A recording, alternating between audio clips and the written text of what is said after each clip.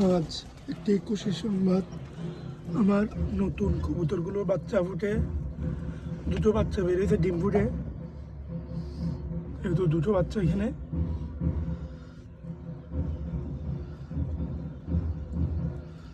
এখনো ছোট এগুলো, আমি ভালো করে দেখানো সম্ভব হচ্ছে না। আরও আছে, আরও দুটো ডিম এই বাসায় এবং দুটো ডিম এই বাসায়। এগুলো যত সময় ফুটবে, এদের মা বাবা এগুলো ভিটামিন সমৃদ্ধ পানি দিলাম, এখন খাবার দিব ওদেরকে।